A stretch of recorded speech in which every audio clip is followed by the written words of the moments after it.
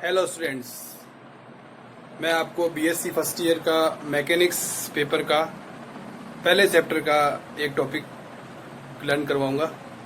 जो मैंने पहले निर्देशांक रूपांतरण किया था उसी से आगे चलेंगे। तो निर्देशांक रूपांतरण जो हमने द्विमीय निर्देश तंत्र में किया था उससे हमने रिजल्ट प्राप्त किया था, वो देखें। एक्स डैश बराबर X cos theta plus Y sine theta, Y dash बराबर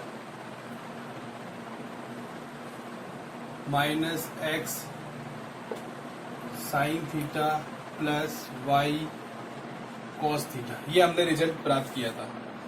इसको हम इस प्रकार से लिख सकते हैं। पहले एक बार आप चित्र देख लें, छोटा रूप बना रहा हूं। एक्स वाई जेड और एक्स एक्सिस और एक्स डैश एक्सिस थोड़े से घूम गए, एक्स डैश वाई डैश घूम गए, थीटा और थीटा। जेड डैश इधर ही है, जेड डैश सेम है। ये हमने चित्र बनाया था और यहाँ बिंदु P था, फिर उससे हमने निर्देशांक निकाले थे। हमें केवल एंगल से मतलब है। तो एक्स डैश बराबर एक्स कॉस, अब ये थीटा है, ये theta X dash E axis O X dash और ओ एक्स के बीच का कोण है। तो इसको लिख सकते हैं हम X dash O X plus Y cos. एक बार मैं लिख लेता हूं, X dash O Y, X dash O Y. अच्छा, ये ओ एक्स और ओ वाई के बीच में कोण तो 90 है, तो ओ एक्स डैश और ओ वाई के बीच में कोण कितना होगा? ये कोण 90 माइनस थीटा, और हम जानते हैं कोस 90 माइनस थीटा, क्योंकि 4 क्वाड्रेंट होते हैं। पहले में सभी धनात्मक होते हैं, दूसरे में साइन और कोसेक, तीसरे में टेन और कोट, फोर्थ में कॉस और सेक धनात्मक होते हैं, बाकी सब ऋणात्मक होते हैं। तो cos 90 माइनस थीटा ये पहले भाग में आएगा, तो ये धनात्मक ही लेंगे। तो ये cos x dash O Y को cos x dash O Y 90 पे चेंज हो जाएगा, साइन थीटा हो जाएगा। ठीक है ना, 90 पे चेंज होता है त्रिकोणमितीय अनुपात, तो साइन थीटा हो जाएगा, परंतु धनात्मक होगा। ठीक है, तो इस लाइन से हमें ये लाइन मिल जाएगी। और y डैश बराबर x cos y dash O X plus Y cos Y dash O Y, ये ठीक है ना। वाई डैश ओ एक्स क्या है? ओ वाई डैश और ओ एक्स के बीच कोण है, तो ये यहां से लेके ये पूरा, तो ये 90 प्लस थीटा है। 90 प्लस थीटा, 90 प्लस थीटा मतलब दूसरे भाग में आ गया। दूसरे भाग में कोस ऋणात्मक होगा, ठीक है ना, और 90 पे त्रिकोणमितीय अनुपात चेंज हो जाएगा, 90 पे कोस का हो जाएगा साइन, तो ये साइन हो गया और माइनस हो गया। ठीक है, माइनस साइन थीटा। और Y O dash, Y dash O Y का क्या होगा? वाई डैश ओ वाई, ये थीटा होगा, तो कोस थीटा कोस थीटा। तो हम इन दोनों रिजल्ट्स को इस रूप में और इस रूप में लिख सकते हैं। इसमें ये ध्यान रखना है कि एक्स डैश है X cos X dash O X, X dash O Y, इस तरह से Y dash O X Y dash O Y. अब हम इसी को आधार मानते हुए त्रिविमीय रूपांतरण लिखेंगे। क्या लिखेंगे? त्रिविमीय रूपांतरण। इसमें 3 एक्सिस होते हैं और तीनों एक्सिस दूसरे निर्देश तंत्र के थीटा कोण पर झुके हुए होते हैं।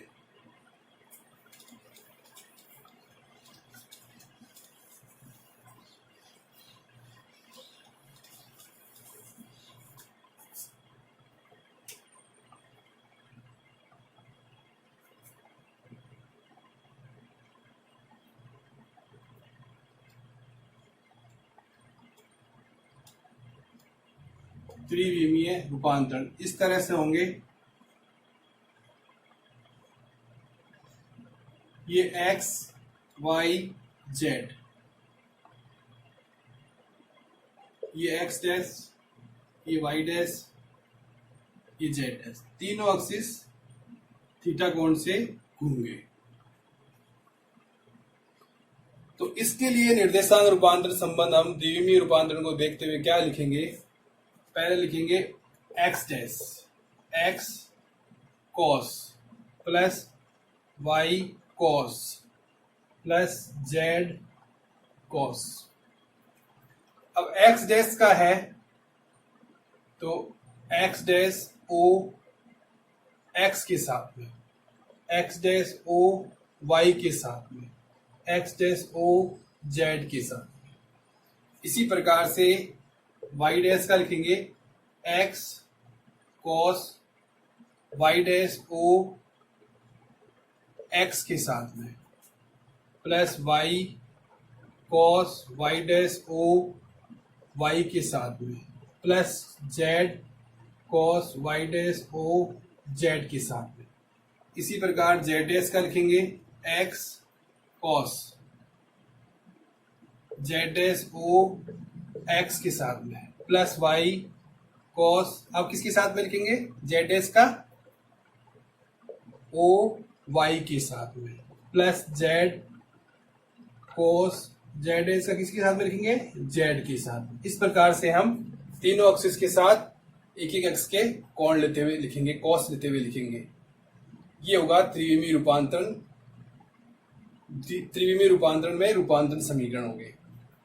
अब हम लिखेंगे कि cos X dash O X को हम लिख सकते हैं, एक्स डैश दिशा में एकांक सदिश है आई कैप डैश और एक्स दिशा में है आई कैप। तो आई कैप डैश और आई कैप, इनका अगर डॉट प्रोडक्ट लेंगे तो हमें क्या मिलेगा? इन दोनों का परिमाण और इन दोनों के बीच का एंगल। एंगल क्या है? X dash O X. कैसे मिलेगा? देखो मैं करके दिखाता हूं। आई कैप डैश का मैग्नीट्यूड, आई कैप का magnitude cos I cap dash किसकी दिशा में है? एस एक्स डैश की दिशा में, और आई कैप एक्स की दिशा में है। तो ये आ जाएगा एक्स डैश ओ एक्स। इसका मान हो जाएगा 1/1 cos X dash O X. तो हमारे पास में यही मान हमें मिल जाएगा, इसलिए हम इसको ये लिख सकते हैं। और इसको एक छोटा रूप देंगे, हम वही देने की कोशिश कर रहे हैं। तो वो लिखेंगे I cap dash dot I को A11। इसी प्रकार से cos X dash O Y को लिखेंगे I cap dash dot J cap A12। इसी प्रकार cos X dash O Z को लिखेंगे I cap dash dot K cap A13। इसी प्रकार चलता रहेगा आगे। क्या लिखेंगे? वाई डैश ओ एक्स को J cap dash dot I cap, तो A23 J cap dash dot J cap I A22। Y dash O Z क्या लिखेंगे? J cap dash dot K cap A23। इसी प्रकार A31 A32 A33, ठीक है, A11 A12 A13 A21 A22 A23 A31 A32 A33। इस प्रकार हमें एक गुणन मैट्रिक्स प्राप्त हो जाएगी और मैट्रिक्स का छोटा रूप हमें मिल जाएगा। क्या मिलेगा इस समीकरण का? एक्स डैश बराबर X A11 plus Y A12 plus Z A13। Y dash बराबर क्या हो जाएगा? X A21 plus Y A22 plus Z A23। इसी प्रकार जेड डैश बराबर हो जाएगा x A31 y A32 plus z A33, ये हमारे पास में बदला हुआ रूप आ जाएगा। त्रिविमीय रूपांतरण, त्रिविमीय निर्देशांक रूपांतरण का बदला हुआ रूप आ जाएगा। इसको और कैसे लिख सकते हैं? x dash y dash z dash, ये मैट्रिक्स में equal to A11 A12 A13 A21 A22 A23 A31 A32 A33, ये इसको गुणन मैट्रिक्स कहते हैं, उसमें लिख देंगे। और यह आ जाएगा x y z। तो इस रूप को इस प्रकार से लिख सकते हैं। अगर अपने इसको सॉल्व करेंगे तो आप मैट्रिक्स रूल जानते होंगे।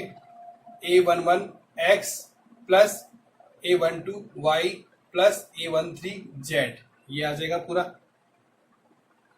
A21 x A22 y A23 z plus में आ जाएंगे। A31 x A32 y A33 z, ये पूरे प्लस में आ जाएंगे। इस तरह से हम लिख सकते हैं। अब हम वेग रूपांतरण निकालेंगे। त्रिविमीय रूपांतरण में वेग रूपांतरण, वो कैसे निकालेंगे? ये जो हमारे पास में इक्वेशन है, इसका t के सापेक्ष अवकलन करेंगे तो क्या आएगा? dx dash upon dt equal to A11 dx upon dt plus A12 dy upon dt plus A13 dz upon dt। इसको लिख देंगे vx डैश, इसको A11 vx plus A12 vy plus A13 vz। इसी प्रकार से y डैश और z dash को भी लिख सकते हैं, dx upon dt dy upon dt dz upon dt, vx vy vz तीनों में आ जाएंगे। तो हम टोटल वेग रूपांतरण त्रिविमीय रूपांतरण के रूप में किस प्रकार लिखेंगे? vy dash A21 vx A22 vy plus A23 vz vz dash A31 vx plus A32 vy plus A33 vz, ये हमारे पास में वेग रूपांतरण आ जाएंगे त्रिविमीय रूपांतरण के रूप में। इसको हम मैट्रिक्स के रूप में कैसे लिख सकते हैं? वही फॉर्मेशन अब तो आपको मालूम पड़ गया होगा। vy dash vx dash vy dash vz dash इस प्रकार से equal to A11 A12 A13 A21 A22 A23 A31 A32 A33, और यह आ जाएगा vx vy vz, ये बदलाव हुआ रूप आ जाएगा। अब हम निकालेंगे त्वरण का रूपांतरण। त्वरण के रूपांतरण के लिए फिर एक समीकरण लेते हैं, उसी से निकाल लेते हैं। इसका t के सापेक्ष अवकलन करेंगे। dvx dash upon dt equal to A11 dvx upon dt plus A12 dvy upon dt plus A13 dvz upon dt, ये हम अवकलन कर दिया। अब इसको हम इस प्रकार से भी लिख सकते हैं। ax dash equal to A11 ax plus A12 ay plus A13 az, इस प्रकार से भी हम लिख सकते हैं। अब यदि हमारे पास यहाँ दो निर्देश तंत्र हैं, s व s डैश, यदि एस निर्देश तंत्र जड़त्वीय है तो जड़त्वीय निर्देश तंत्र में त्वरण शून्य होता है। तो हम लिखेंगे dvx, एक मिनट,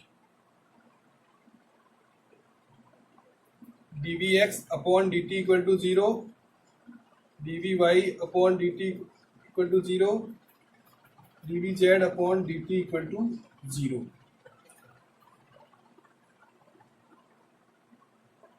मतलब एस निर्देश तंत्र जड़त्वीय है तो ax, ay, az दो तीनों जीरो हो जाएंगे। ये मान हम इसमें रखेंगे तो ax डैश हमारे पास में जीरो आ जाएगा। इसी प्रकार से ay डैश भी जीरो आ जाएगा और az डैश भी जीरो आ जाएगा। मतलब एस निर्देश तंत्र में भी त्वरण जीरो आ जाएगा। तो एस निर्देश तंत्र भी जड़त्वीय होगा, एस डैश निर्देश तंत्र भी जड़त्वीय होगा।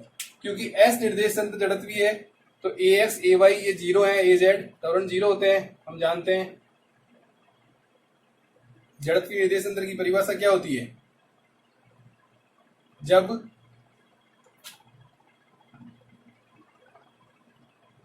कोई निर्देश तंत्र जब नियत वेग से गतिशील होता है तो वो जड़त्वीय निर्देश तंत्र होता है। नियत वेग से कब गतिशील होगा? जब उसका त्वरण शून्य होगा, तो उसका वेग कांस्टेंट हो जाएगा। तो नियत वेग से जब गतिशील होगा तो उसका त्वरण जीरो होगा। तो मतलब जड़त्वीय निर्देश तंत्र का त्वरण जीरो होता है। तो ax, ay, az अगर जीरो है तो a डैश भी जीरो आता है। तो मतलब s डैश भी जड़त्वीय निर्देश तंत्र होगा। ये हमारे पास में रिजल्ट आता है। तो ये हमने देखा त्रिविमीय रूपांतरण। अब हम पढ़ेंगे गैलीलियन रूपांतरण। यदि किसी निर्देश तंत्र के सापेक्ष किसी कण की स्थिति हमें ज्ञात है तो वह रूपांतरण संबंध जिसके द्वारा किसी अन्य जड़त्वीय निर्देश तंत्र के सापेक्ष उस कण की स्थिति ज्ञात की जा सके उसे गैलीलियन रूपांतरण कहते हैं। मतलब वह रूपांतरण संबंध जिसके द्वारा किसी अन्य निर्देश तंत्र के जड़त्वीय निर्देश तंत्र के सापेक्ष कण की स्थिति ज्ञात की जा सके। गैलीलियन रूपांतरण समय पर निर्भर नहीं करते हैं। गैलीलियन रूपांतरण में जो निर्देश तंत्र होंगे उनमें समय अचर रहता है, t और t डैश बराबर होते हैं। ये ध्यान रखना, ये इसकी विशेषता है।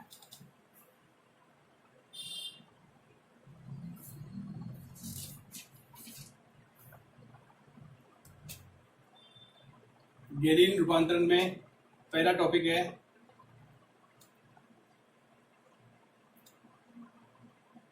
स्थिति का रूपांतरण।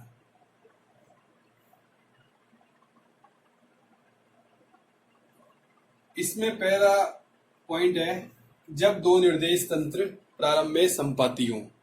मतलब t बराबर 0 पर s व s डैश इस प्रकार हो कि उनके एक्सिस x व x डैश, y व y डैश, z व z डैश एक दूसरे के संपाती हो, कोइंसिडेंस हो, मूल बिंदु भी संपाती हो। फिर t समय बाद s डैश निर्देश तंत्र v वेग से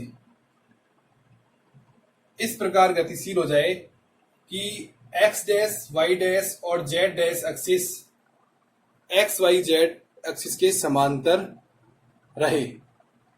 तो हम अब निकालेंगे निर्देशांक रूपांतरण। जैसे ये है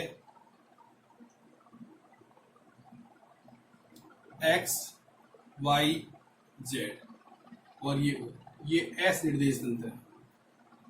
ये दूसरा निर्देश तंत्र है।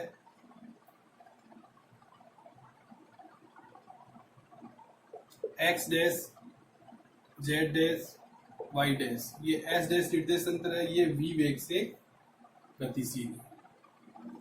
ये कोई बिंदु P है। इसके एस निर्देश तंत्र में निर्देशांक है आर और ओ डैश का ओ के सापेक्ष इसी सदिश है bt और बिंदु P का एस डैश में इसी सदिश है आर डैश। ठीक है,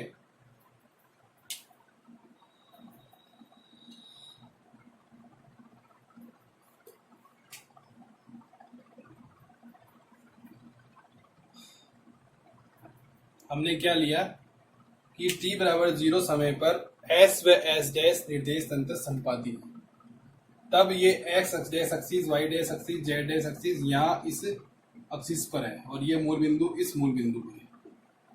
t समय के बाद s डैश निर्देश तंत्र v वेग से गतिशील हो जाता है और इस प्रकार से गतिशील हो जाता है कि x डैश एक्सिस x के सापेक्ष, y डैश एक्सिस y के सापेक्ष और z डैश एक्सिस z के सापेक्ष समांतर है। तो बिंदु P के S में इसी सदिश R, बिंदु P का S डैश में R डैश और मूल बिंदु O डैश का O के सापेक्ष इसी सदिश VT है। तो हमारे पास में एक त्रिभुज आ गया O डैश P। हम ये त्रिभुज लेंगे O डैश P। तो इसमें देखो एरो इस तरफ है, ये इस प्रकार से, तो यू चले फिर यू फिर ये विपरीत आ गया। तो त्रिभुज के नियम से OP बराबर O dash plus O dash P। OP को लिख सकते हैं R और O डैश को लिख सकते हैं VT, O डैश P को लिख सकते हैं R डैश। तो हमारे पास में R डैश क्या आ जाएगा, R माइनस VT। ये स्थिति का गैलीलियन रूपांतरण है, कण की स्थिति का गैलीलियन रूपांतरण है जब दोनों निर्देश तंत्र प्रारंभ में संपाती है।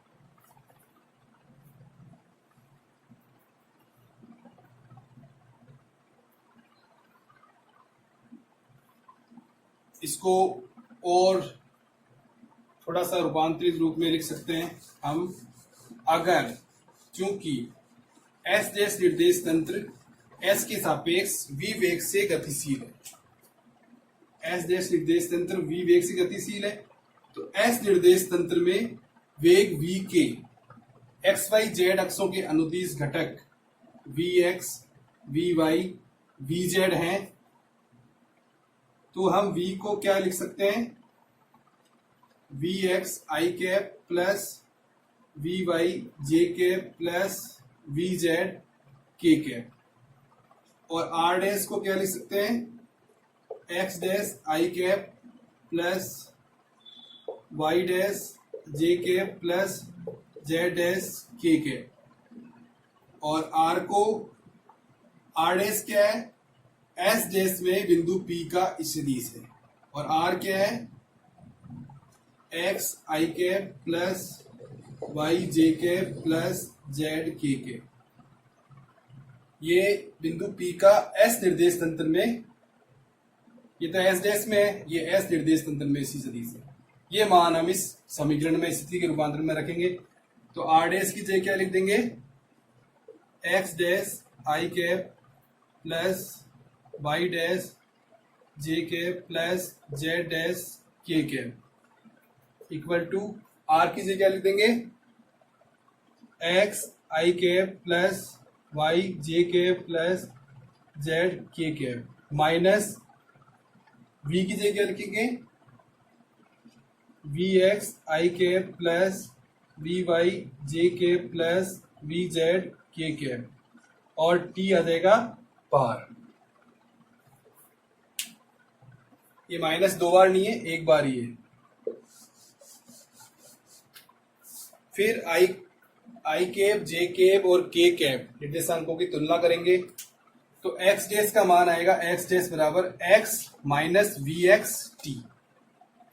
एक्स डैश बराबर आएगा x minus v x t. इसी प्रकार वाई डैश बराबर आएगा y minus v y t. मतलब जे के एफ का गुणांक वाई डैश है, जे के एफ का गुणांक वाई है, जे के एफ का गुणांक वी वाई टी है माइनस में। इसी प्रकार जेड डैश आ जाएगा Z minus V Z T. ये हमारे पास में निर्देशांक रूपांतरण आ जाएंगे, गैलीलियन निर्देशांक रूपांतरण। ठीक है, जब निर्देश तंत्र प्रारंभ में संपाती है। अब हम लेते हैं कि निर्देश तंत्र प्रारंभ में संपाती नहीं है।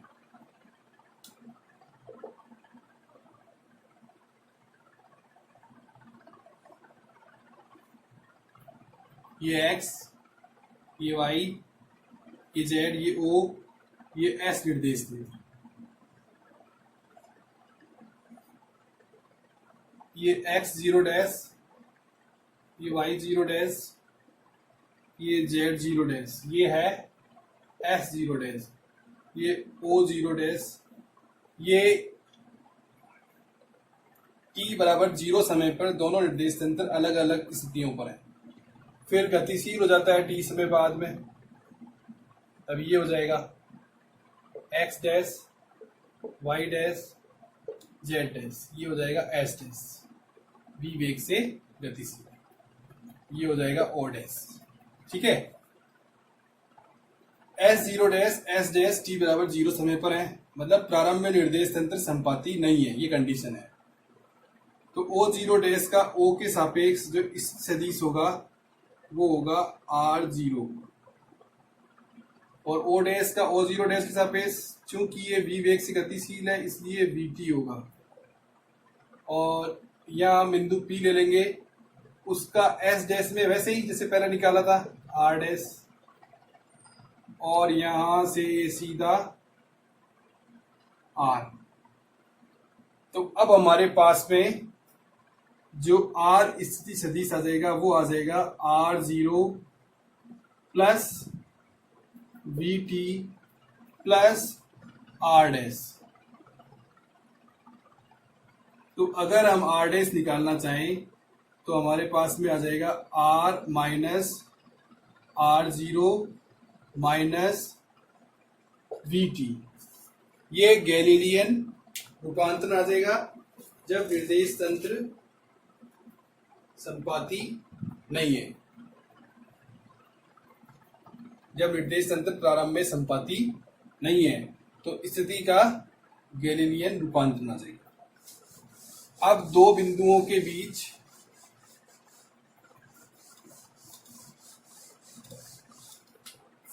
विस्थापन का रूपांतरण, तीसरा पॉइंट है दो बिंदुओं के बीच विस्थापन का रूपांतरण।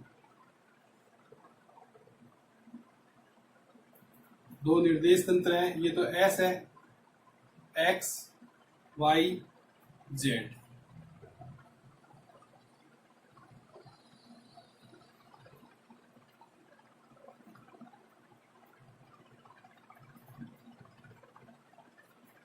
और दूसरा v वेग से गतिशील है, इस प्रकार गतिशील है कि दोनों के एक्सिस आपस में समांतर है। ये ओ डैश, ये ओ, ये बिंदु हैं दो P Q।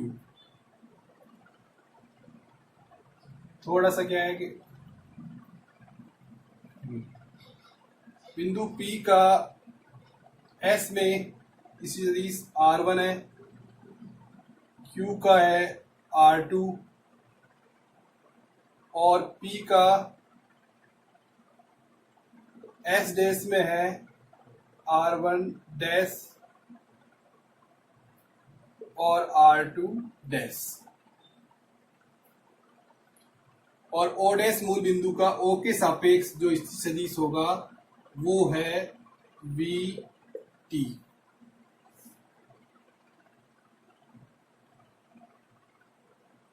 दोनों P और Q के बीच विस्थापन हमें लेना है। तो अब हम निकालेंगे समीकरण, त्रिभुज लेंगे ओ डैश पी में। मैं लिखता हूं पहले एक बार, O P equal to O dash plus O dash P. Arrow देखना इस प्रकार से और ये विपरीत आ रहा है, तो ये हो जाएगा R1 equal to O dash क्या है, VT plus O dash P क्या है, R1 डैश। तो हमारे पास में R1 डैश मिल जाएगा R1 माइनस VT। इसी प्रकार से R2 डैश भी मिल जाएगा R2 माइनस VT। कैसे, ये देखो, ये एरो एक ही दिशा में है, ये एरो एक ही दिशा में, ये विपरीत दिशा में R2, तो R2 डैश का मान आ जाएगा R2 माइनस VT। ये हमारे पास में दो स्थिति रूपांतरण आ गए। अब S निर्देश तंत्र में बिंदु P और Q के सदिश R1 और R2 हैं, तो S में विस्थापन क्या होगा, R2 माइनस R1।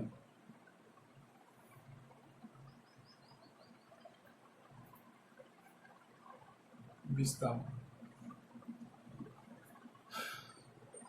और S डैश में क्या होगा, S डैश में R2 dash minus R1 dash. R2 dash का मान कितना है, R2 minus VT। R1 dash का मान कितना है, R1 माइनस VT। अब इसको सोल्व करेंगे, ये माइनस का VT, ये माइनस इसको प्लस कर देगा, ये प्लस का VT हो जाएगा, VT कैंसिल, तो हमारे पास बचेगा R2 माइनस R1 जो कि D के बराबर होगा। इस प्रकार गैलीलियन रूपांतरण में दो बिंदुओं के मध्य विस्थापन या सदिश दूरी अचर रहती है। इसे विस्थापन के गैलीलियन निश्चलता का नियम कहते हैं, गैलीलियन इनवेरिएंस ऑफ डिस्प्लेसमेंट। ठीक है, मतलब गैलीलियन मतलब दो निर्देश तंत्र में गैलीलियन रूपांतरण में दो बिंदुओं के बीच का विस्थापन अचर रहता है। ये क्वेश्चन 1 नंबर का बीएससी फर्स्ट ईयर में बहुत बार आया है, बहुत बार आता है, और इस बार अगर पेपर हुआ तो उस बार भी आएगा, ये ध्यान रखना। जितनी बार भी पेपर होगा उसमें ये क्वेश्चन जरूर आएगा, बहुत मोस्ट इंपॉर्टेंट क्वेश्चन है। अब अगला टॉपिक है तीसरा,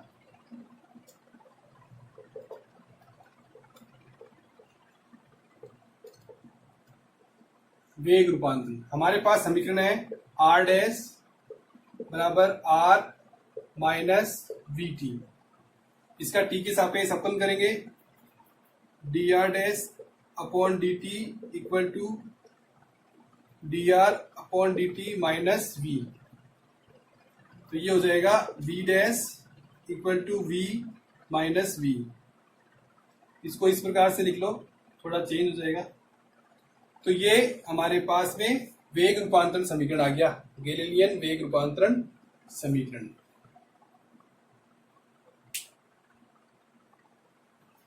और हमने इसको V डैश लिखा क्योंकि समय गैलीलियन रूपांतरण में अचर रहता है, क्योंकि dt बराबर d डैश होता है। जैसे हम अगर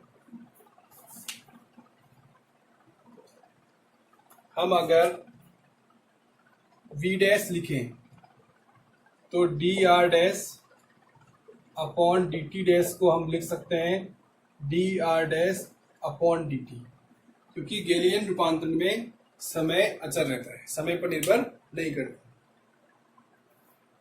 अब हम निकालेंगे त्वरण रूपांतरण, तो ये निकाल लेते हैं, त्वरण रूपांतरण। इस समीकरण का T के सापेक्ष अवकलन करेंगे। ये कांस्टेंट है, तो इसका अवकलन 0 हो जाएगा, मतलब dv upon dt equal to 0 हो जाएगा।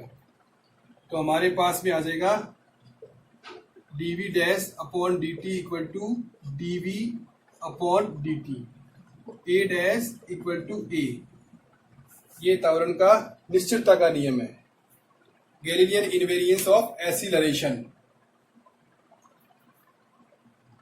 गैलीलियन रूपांतरण में त्वरण का रूपांतरण समीकरण। अब इससे ये मिलता है कि अगर कोई निर्देश तंत्र किसी दूसरे जड़त्वीय निर्देश तंत्र के सापेक्ष, अगर कोई निर्देश तंत्र किसी जड़त्वीय निर्देश तंत्र के सापेक्ष नियत वेग से गतिशील है, तो वो जड़त्वीय निर्देश तंत्र ही होगा। अगर कोई निर्देश तंत्र किसी दूसरे निर्देश तंत्र के सापेक्ष नियत वेग से गतिशील है और वो जिस निर्देश तंत्र के सापेक्ष गतिशील है उस निर्देश तंत्र को जड़त्वीय निर्देश तंत्र ही कहेंगे। तो ये हुआ त्वरण का रूपांतरण। आप निकालेंगे बल का रूपांतरण, तो इसको m से गुणा कर देंगे, कण के द्रव्यमान m से, तो ये हो जाएगा F डैश बराबर F। ये बल का रूपांतरण आ जाएगा गैलीलियन रूपांतरण में। अब आगे संवेग रूपांतरण और गतिज ऊर्जा के रूपांतरण आगे हम अगले क्लास में कराएंगे। अगर आपको ये वीडियो पसंद आया हो तो सब्सक्राइब कीजिए, लाइक कीजिए। थैंक्स।